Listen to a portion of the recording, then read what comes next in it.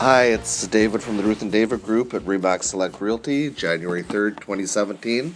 First podcast of the year, so I'd like to start off with saying Happy New Year to everybody and all the best for 2017. Normally we'd be giving a market update, but I think it's with the weather and everything, it's a little too soon to kind of make any predictions, and I think a lot will depend on the inventory levels.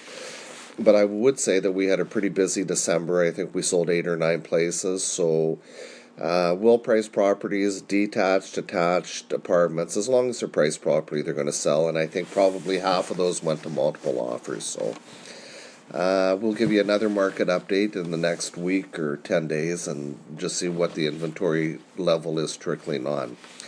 I thought maybe just to do something a little lighter, we'd talk about some of the stories that Ruthie and I have had happen to us, and I think in 27 years in the business. So back probably when we both first got licensed and started working together, we got an appointment for a listing and got the listing. We're really excited to get it and try and sell it. It was in Commercial Drive, and, the neighborhood's changed a lot over the last probably the last 5 to 27 years, but, we got the house. It was a rental house, and we had a tenant upstairs, and he was really nice, and we'd never met the tenants downstairs.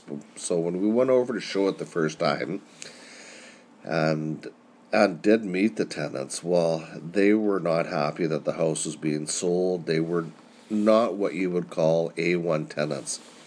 Very threatening and, all of this kind of stuff. And so what we had to do, when I would just go show it, but I would have to have a friend of mine kind of on standby, another realtor, and I would just, say, listen, just phone me every 10 minutes to make sure that I was okay.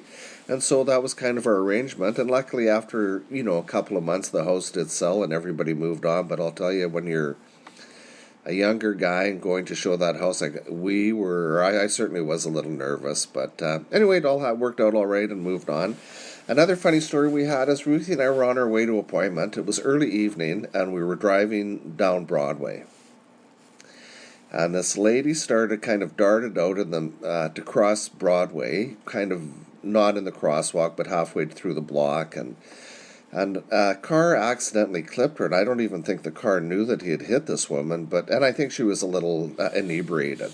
But anyway, Ruthie and I pulled over and went to help this woman, and she couldn't. She was mumbling, and, we wanted to try, and she didn't want to go to the hospital, so I wanted to give her a ride home, and we didn't have any paper on us, and I said, do you have anything that you can write your address down on, or a phone number that I can phone somebody? And she reaches into her purse and she pulls out a notepad, and it was one of Ruthie and I's first notepads we ever had done, so the notepad certainly came in handy.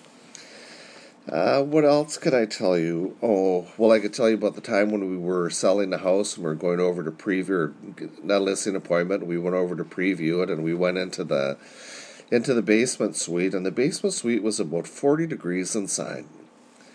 And we couldn't figure it out, and we turned the corner, and what greeted us in a big aquarium was a big python snake. And I got to tell you, if you've never seen a python snake, they're ugly, and boy, do they stink. So, what else can I do? Well, a couple of years ago, I was selling a brand new house for a German builder of ours, and that we'd worked with over the years, and did an open house on a Saturday, and on Tuesday, my builder phones and he goes, David, there's something wrong with the house.